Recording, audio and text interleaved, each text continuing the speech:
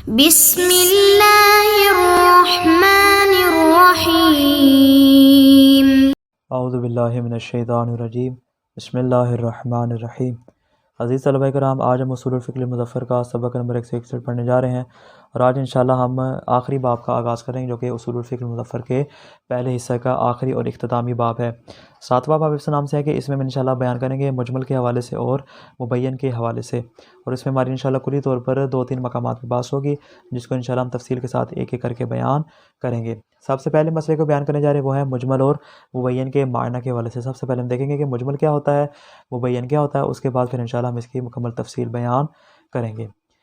فرماتے ہیں کلی طور پر یہ جو ہمارا سامنے پہلا مسئلہ ہے مجمل اور مبین کے معنی کے اعتبار سے، اس میں ہماری بحث جو ہے وہ 6 نکات میں ہوگی۔ پہلے ہم مجمل کی تعریف بیان کریں گے، اس کے بعد ہم مبین کی تعریف بیان کریں گے، پھر ہم مبین کی اقسام کو بیان کریں گے، پھر اس کے بعد ہم مجمل کی اقسام کو بیان کریں گے، اور 5ویں نمبر میں ہم بیان کریں گے کہ اسباب اجمال کون کون سے ہیں، کہ کون کون سے ایسے اسباب اور وجوہات ہیں جن کی وجہ سے ہمارا کلام جو ہے مجمل ہو جاتا ہے، اور چھٹا انشاءاللہ آخر میں بیان کریں گے کہ مجمل اور مبین کے درمیان کون سی نسبت پائی جاتی ہے۔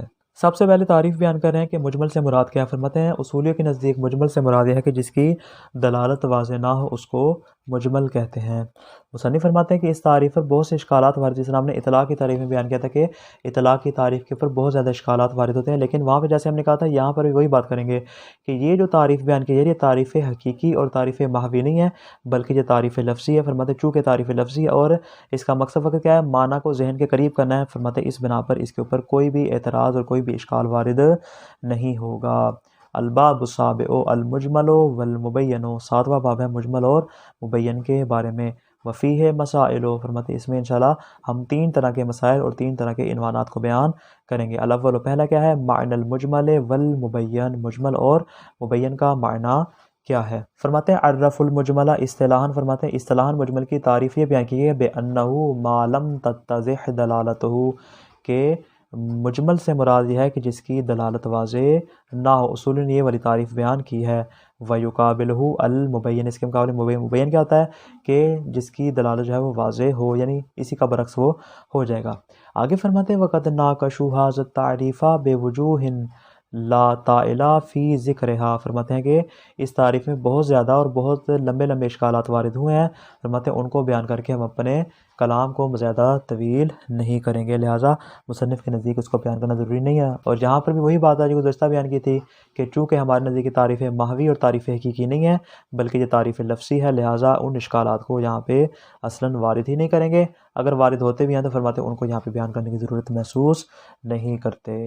اب یہاں سے مصنف بیان کریں اپنی تعریف کو۔ فرماتے ہیں میرے نزدیک آپ اگر پوچھتے ہیں تو مجمل کی تعریف کیا ہے، میں اپنے الفاظ میں اگر بیان کروں تقریب ذہن الی المعنی، تاکہ معنی کو کیا کروں، ذہن کے قریب کروں۔ فرماتے ہیں والمقصود من المجمل، میرے نزدیک مجمل سے مراد کیا ہے، علی کل حال، ہر حال میں میرے نزدیک مجمل کی تعریف کیا ہوگی کہ مجمل سے مراد ایسا لفظ یا ایسا فعل ہے کہ جس کا کوئی ظہور نہ ہو، یعنی جو ظہور سے آری ہو، چاہے وہ لفظ ہو چاہے وہ فعل ہو، اس کو ہم مجمل کا نام دیں گے۔ لفظ کو بھی مجمل کہیں گے، اور اگر فعل ایسا ہوا تو اس فعل کو بھی مجمل کا نام دیں گے۔ یا الفاظ بدل کے ہم اس طرح تعریف کریں گے، یا ایسا لفظ کہ جس میں مراد متکلم معلوم نہ ہو، یعنی اگر لفظ کو اکیلا کریں اور فعل کو علیحدہ کریں تو لفظ میں کہیں گے ایسا لفظ کہ جس میں مراد متکلم معلوم نہ ہو، اور ایسا فعل کہ جس میں مراد فاعل معلوم نہ ہو، اس کو ہم مجمل کا نام دیں گے۔ لفظ بھی مجمل ہوگا اور فعل بھی مجمل ہوگا۔ والمقصود من المجمل علی کل حال، مطلب تمام حالات میں، ہر حال میں میرے نزدیک مجمل کی تعریف کیا ہے کہ ما جہل فیہ مراد المتکلم ومقصودہ اذا کان اللفظ، کہ اگر تو وہ لفظ ہوا تو لفظ سے مراد کیا ہوگا کہ جس میں مراد متکلم اور مقصود متکلم آپ کو معلوم نہ ہو، اس کو مجمل کہیں گے۔ وما جہل فیہ مراد الفاعل ومقصودہ اذا کان فعلا، اور اگر فعل میں مجمل ہونے کی بات کریں فرماتے ہیں اس سے مراد کیا ہے کہ جس میں مراد فاعل اور مقصود فاعل آپ کو معلوم نہ ہو، یعنی لفظ ہے تو لفظ سے مراد متکلم معلوم نہ ہو، اگر فعل ہے تو اس میں فاعل کی مراد اور مطلوب آپ کو معلوم نہ ہو۔ اب اسی کی تعریف کو جو ہے وہ دوسرے الفاظ میں بیان کریں، فرماتے ہیں وَمَرْجِعُ ذَلِكَ إِلَىٰ أَنَّ الْمُجْمَلَ هُوَ اللَّفْظُ أَوِ الْفِعْلُ الَّذِي لَا ظَاهِرَ لَهُ، فرماتے ہیں اس کا مرجع، اس کا معیار کیا ہمارے سامنے تھا مجمل کا، فرماتے ہیں معیار ہمارا یہ ہے کہ ایسا لفظ یا ایسا فعل جس کا اصلاً کوئی ظہور نہ ہو، جس کا ظہور کے ساتھ کوئی واسطہ تعلق نہ ہو، اس کو ہم مجمل کا نام دیں گے۔ آگے بیان کرتے ہیں وعلیہ، فرماتے اب آپ کے لیے مجمل کی تعریف واضح ہو چکی ہے، اب ہم آپ کے اوپر بیان کریں گے کہ مبین کیا ہوتا ہے۔ فرماتے ہیں مبین سے مراد یہ ہے کہ جس کی دلالت واضح ہو، اب اس میں فرق نہیں ہے چاہے وہ لفظ ہو یا وہ فعل ہو، وہی تعریف جو ہم نے مجمل کی بیان کی تھی اسی کا برعکس آ جائے گی مبین کی تعریف، اور یہاں پر وہی بات آ جائے گی جو مجمل بیان کی تھی کہ جس طرح مجمل کی تعریف کے اوپر اشکالات وارد ہوتے ہیں ویسے ہی مبین کی تعریف کے اوپر بھی اشکالات وارد ہوتے ہیں، البتہ فرماتے چونکہ یہ تعریف حقیقی نہیں ہے بلکہ یہ تعریف لفظی ہے، لہذا ان پر کسی بھی قسم کا اشکال وارد نہیں ہوگا۔ یہ ہوگی مبین کی تعریف۔ آگے بیان کریں جائے مبین کی اقسام کو۔ مبین کی اقسام فرماتے ہیں کلی طور پر ہمارے سامنے مبین کی دو قسمیں آتی ہیں، ایک قسم کو یہاں پہ بیان کریں، دوسری قسم کو انشاءاللہ اسی جو مسئلہ اولا ہے اس کے آخر میں جا کے دوسری قسم کو بیان کریں، لیکن ہم چونکہ بیان کر رہے ہیں تو لہٰذا ہم دونوں کو ایک ساتھ بیان کر دیتے ہیں۔ فرماتے ہیں مبین کی دو قسمیں ہیں، ایک یا تو مبین نص ہوتا ہے یا پھر ظاہر ہوتا ہے۔ نص جیسا کہ آپ جانتے ہیں کہ نص وہ ہوتا ہے کہ جس میں اختلاف کا اور برخلاف اس کا احتمال نہ دیا جا سکتا، اس کو ہم نص کہتے ہیں، یعنی ایسی صورت ہوتی ہے کہ اس میں اس کا برخلاف آپ کو اصلاً احتمال ہوتا ہی نہیں ہے، لیکن جو ظاہر ہوتا ہے مطلب ظاہر میں ایسا ہو سکتا ہے کہ اس میں جو اس کا برخلاف ہے آپ اس کا احتمال دے سکتے ہیں۔ دوسری قسم ہمارے پاس آتی ہے مبین بنفسہ یا مبین بغیرہ۔ مبین بنفسہ کیا ہوتا ہے؟ جیسا کہ جو خود ہی واضح ہو اور کوئی دوسری چیز اس کو واضح نہ کر رہی ہو، مثال کے طور پہ جیسے ان اللہ علی کل شیء قدیر، جملہ کیا ہے؟ جملہ مبین ہے اور کوئی دوسری چیز کو واضح نہیں کرے گی۔ مقابل میں آ جائے گا مبین بغیرہ، وہ کیا ہوتا ہے؟ فرماتے ہیں جس کو کوئی دوسری چیز واضح کر، یعنی خود اپنی مراد کو واضح نہ کر سکتا بلکہ کوئی دوسری دلیل اس کو آ کر کیا کرے؟ واضح کرے۔ جیسے مثال کے طور پر آیا کہ آتوا الزکوٰۃ، زکوٰۃ دو، زکوٰۃ کیسے دینی ہے، زکوٰۃ کی مقدار کیا ہونی چاہیے، زکوٰۃ کس کو دینی چاہیے، مطلب دوسری دلیل آ کر کیا کرتی ہیں؟ اس آتوا الزکوٰۃ کو واضح کرتی ہیں کہ یہاں پہ یہ والی شرائط موجود ہیں، یہ چیزیں موجود ہوں گی تو اس صورت میں زکوٰۃ کا حکم آپ کے اوپر آ جائے گا۔ فرماتے وعلیہ، اس بنا پر جب ہم نے آپ کے اوپر مجمل کی تعریف واضح کر دی، یکون المبین ما کان لہ ظاہر، فرماتے مبین سے مراد ایسی چیز ہے، ایسا کلام ہے، ایسا لفظ ہے یا ایسا فعل ہے کہ جس کا ظہور موجود ہو، کہ یدل علی مقصود قائلہ او فاعلہ، اگر تو وہ لفظ ہوا تو فرماتے وہ اپنے قائل کے اور اپنے کہنے والے کے، اپنے متکلم کے مقصود پر دلالت کرے گا، اور اگر وہ فعل ہوا تو وہ اپنے فاعل کے مقصود اور مراد پر کیا کرے گا؟ دلالت کرے گا، علی وجہ الظن او الیقین، یا تو اس سے آپ کو اس کا گمان حاصل ہو جائے گا اگر وہ ظاہر ہوگا، یا یقین حاصل ہو جائے گا اگر وہ نص ہوگا۔ بس فالمبین یشمل الظاہر والنص معا، جو مبین ہے وہ نص کو بھی شامل ہے اور ظاہر کو بھی شامل ہے، یعنی پہلی قسم ہو جائے گی مبین کی، مبین یا نص ہوتا ہے یا پھر ظاہر ہوتا ہے۔ اگر تو وہ نص ہوگا تو فرماتے آپ کو اس سے یقین حاصل ہو جائے گا، احتمالی خلاف نہیں ہوگا، اگر ظاہر ہوگا تو فرماتے اسے آپ کو گمان حاصل ہوگا، اس میں خلاف احتمال بھی دیا جا سکتا ہے۔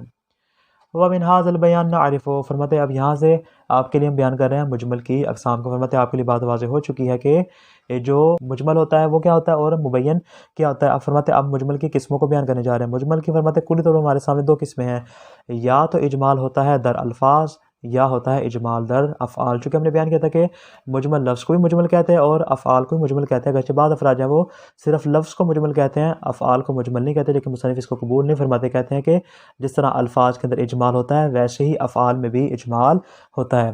الفاظ کے اندر اجمال سے کیا مراد ہے؟ فرماتے اس میں چند صورتیں ہیں، کبھی تو یہ اجمال مفرد میں ہوتا ہے، جیسے لفظ عین۔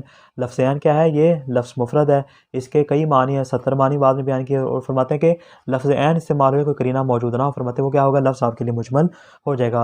اور کبھی یہ مرکب اور جملہ میں ہوتا ہے، جیسے ہم کہتے ہیں کہ ضرب زید امرا فضربتہ، کہ زید نے امر کو مارا پس میں نے اس کو مارا، میں نے کس کو مارا؟ زید کو مارا، امر کو مارا۔ فرماتے یہاں پہ ضربتہ کی ضمیر کا جو مرجع ہے معلوم نہیں کہ زید کی طرف پلٹ رہی ہے یا پھر امر کی طرف پلٹ رہی ہے، فرماتے یہ جملہ کیا ہو جائے گا؟ مجمل ہو جائے گا، اس کو کہتے ہیں اجمال در الفاظ۔ دوسری قسم ہمارے سامنے آتی ہے کہ اجمال در فعل، یا اس کو کہتے ہیں اجمال در افعال، کے جو افعال میں اجمال ہمارے پاس سامنے ہے وہ کس طرح کا کہ اجمال جو ہے وہ افعال کی صورت میں ہمارے سامنے ہے۔ مثال کے طور پہ نبی کریم صلی اللہ علیہ وآلہ وسلم نے کسی وقت میں 2 رکعت نماز پڑھی اور آپ کو معلوم نہیں ہے کہ جو آپ نے نماز پڑھی آیا 2 رکعت نماز پڑھنا ہمارے اوپر بھی واجب ہے یا بطور نافلہ کے اور بطور مستحب کے، اور فرض سے ہٹ کر انہوں نے 2 رکعت نماز ادا کی ہے۔ فرماتے یہ فعل انجام دیا، لیکن فعل ہمارے لیے کیا ہے؟ مجمل ہے۔ اس طرح معصوم نے وضو انجام دیا کسی اور طریقے کے مطابق، آپ کو معلوم نہیں ہے کہ آئے تقیہ کی وجہ سے انجام دیا ہے تاکہ ہمارے لیے حجت نہ ہو، یا یہ امتثال امر واقعی تھا تاکہ ہم اسی کے مطابق اپنے وضو کو قرار دیں۔ فرماتے فعل کیا ہو جاتا ہے؟ ہمارے لیے مجمل ہو جاتا ہے۔ فرماتے ہیں کہ وَمِنْ هَذَا الْبَيَانِ نَعْرِفُ، اب ہمارے لیے بات واضح ہو چکی ہے کہ ان المجمل یشمل اللفظ والفعل اصطلاحاً، کہ مجمل جو ہے وہ فعل اور لفظ دونوں کو اصطلاحاً شامل ہے، یعنی صرف لفظ کو ساتھ خاص نہیں بلکہ فعل کو بھی شامل ہے۔ وَإِنْ قِيلَ، اگرچہ کہا گیا کہ ان المجمل اصطلاحاً مختص بالالفاظ، کہ جو مجمل ہے وہ اصطلاحی طور پر صرف الفاظ کے ساتھ خاص ہے، اس میں افعال وغیرہ شامل نہیں ہیں۔ اور وہ کیا فرماتے ہیں وَمِن باب التسامح یطلق علی الفعل، اور اسباب تسامح کیا ہے، اس کو فعل پر بھی اطلاق کیا جاتا ہے، حالانکہ وہ مطلق ہوتا نہیں، لیکن مصنف اس کو قبول نہیں فرماتے۔ فرماتے میرے نزدیک جس طرح لفظ مجمل ہوتا ہے ویسے ہی فعل بھی مجمل ہوتا ہے۔ وَمَعْنَا كَوْنِ الْفِعْلِ مُجْمَلًا، فعل کے مجمل ہونے کا معنی کیا ہے کہ أَن يَجْهَلَ وجہ وقوعہ، کہ جو مخاطب ہے وہ کیا ہے، اس کے وقوع کی صورت سے کیا ہو جائے، اس کو پتہ نہ ہو کہ یہ جو فعل انجام پائے کس صورت میں انجام پایا، تاکہ اس کے اوپر کس انداز سے عمل کر سکے۔ مثال پیش کر رہے ہیں، فرماتے ہیں کما لو توضع الامام، جیسا کہ امام وضو کرتے ہیں، مثلا بحضور واحد یتقی منہ، یہ ایسا شخص کو موجود ہوتا ہے کہ جسے امام کیا کرتے ہیں، تقیہ کرتے ہیں، او یحتمل انہ تقیہ، یا آپ کو احتمال ہوتا ہے کہ ممکن ہے کہ امام نے کیا کیا ہو، تقیہ سے کام لیا ہو۔ فرماتے فیحتمل ان وضوءہ، اب یہاں بھی ہمارے پاس دو طرح کے احتمال آتے ہیں۔ پہلا احتمال کیا آتا ہے کہ انا وضوءہ وقع علی وجہ تقیہ، یا تو امام نے اگر تو تقیہ کی وجہ سے اور تقیہ کی صورت میں وضو انجام دیا ہے، جو کہ وضو امام نے شرعی طور پہ انجام نہیں دیا، فرماتے فلا یستکشف مشروعیت الوضوء علی الکیفیت التي وقع علیہا، فرماتے جس کیفیت پر امام نے جس انداز سے وضو انجام دیا تھا اس وضو کا شرعی ہونا آپ کو معلوم نہیں ہوگا، کشف نہیں ہوگا۔ کیوں؟ اس لیے کہ امام نے تقیہ کیا، تقیہ کے مورد میں کیا ہے، اس کے برخلاف بھی عمل کیا جا سکتا ہے۔ پہلا احتمال ہمارے سامنے یہ آتا ہے وَيُحْتَمَلُ، اور دوسرا احتمال ہمارے سامنے کیا آتا ہے کہ أَنَّهُ وَقَعَ عَلَى وَجْهِ الْامْتِثَالِ الْأَمْرِ الْوَاقِعِ، کہ یہ امر امتثال واقعی کی خاطر مولا نے کیا ہے، اس انداز سے وضو کو انجام دیا ہے۔ نتیجہ فَيُسْتَكْشَفُ مِنْهُ مشروعیتُ، ہم اس وضو کے شرعی ہونے کو کشف کر لیں گے، اور یہ وضو ہمارے لیے حکم واقعی کی حیثیت رکھے گا۔ ایک مثال، دوسری مثال پیش کریں وَمِثْلَ مَا إِذَا فَعَلَ الْإِمَامُ شَيْئًا فِي الصَّلَاةِ، امام نماز پڑھتے ہیں اور نماز میں کوئی ایسا عمل انجام دیتے ہیں جو کہ عام طور پہ نماز میں انجام نہیں دیا جاتا، جیسے کہ جلسۃ الاستراحہ، جلسہ استراحت کو امام انجام دیتے ہیں، فرماتے ہیں فَلَا يُدْرَى، آپ کو معلوم نہیں ہے کہ أَنَّ فِعْلَهُ كَانَ عَلَى وَجْهِ الْوُجُوبِ اَوِ الْإِسْتِحْبَابِ، فرماتے ہیں آپ کو معلوم ہے کہ یہ جو فعل انجام پایا ہے آیا یہ وجوب کی صورت میں انجام پایا یا پھر یہ استحباب کی صورت میں انجام پایا ہے۔ فرماتے کلام یہ، فرماتے یہ عمل آپ کے اوپر، یہ فعل آپ کے اوپر کیا ہو جاتا ہے، مجمل ہو جاتا ہے۔ فَمِنْ هَٰذِهِ النَّاحِيَةِ يَكُونُ مُجْمَلًا، اس اعتبار سے یہ جو انجام دیا گیا فعل ہے جو امام نے اس انداز سے انجام دیا، چاہے وضو کی صورت میں یا نماز میں کوئی ایسا کام کیا ہے، فرماتے اس اعتبار سے امام کا عمل اور یہ فعل کیا ہو جائے گا، مجمل ہو جائے گا۔ فرماتے کہ یہ صرف اس اعتبار سے مجمل ہوگا، کلی طور پر مجمل نہیں ہوگا۔ وَإِنْ كَانَ مِنْ نَاحِيَةِ دَلَالَتِهِ عَلَى جَوَازِ الْفِعْلِ فِي مُقَابِلِ الْحُرْمَةِ يَكُونُ مُبَيَّنًا، فرماتے اگرچہ یہ اس اعتبار سے دلالت کرتا ہے کہ یہ حرمت کے مقابلے میں اس فعل کو انجام دینا جائز ہے، یعنی جائز تھا تو ہی امام نے انجام دیا، ورنہ امام کبھی فعل حرام کو انجام دیتا نہیں ہے۔ فرماتے جواز فعل تو ہم کشف کر سکیں، جواز فعل کے اعتبار سے یہ کلام امام کا مبین ہوگا، لیکن فرماتے اس اعتبار سے کہ آیا یہ ہمارے لیے وجوب کو کشف کر رہا ہے یا ہمارے لیے استحباب کو کشف کر رہا ہے، فرماتے اس اعتبار سے کلام کیا ہو جائے گا، مجمل ہو جائے گا۔ تو آپ کے لیے واضح ہو چکا ہوگا کہ یہ جو ہم بیان کریں یہ تمام جہاز سے اجمال کو بیان نہیں کر رہے، بلکہ بعض صورتوں میں بیان کریں کہ فقط ایک صورت میں کیا ہوگا، ہمارے لیے اجمال ہوگا، کلی طور پر ہمارے لیے اجمال ثابت نہیں ہوگا۔ خلاصہ کیا ہوا آج کے درس کا، مجمل سے مراد ایسا لفظ یا فعل ہے کہ جس کی دلالت بالکل بھی واضح نہ ہو۔ مقابل میں آتا ہے مبین، فرماتے ہیں مبین سے مراد ایسا لفظ یا ایسا فعل ہے کہ جس کی دلالت واضح، یعنی دونوں کی تعریف میں دیکھیں، مجمل کی تعریف میں بھی اور مبین کی تعریف میں بھی ہم نے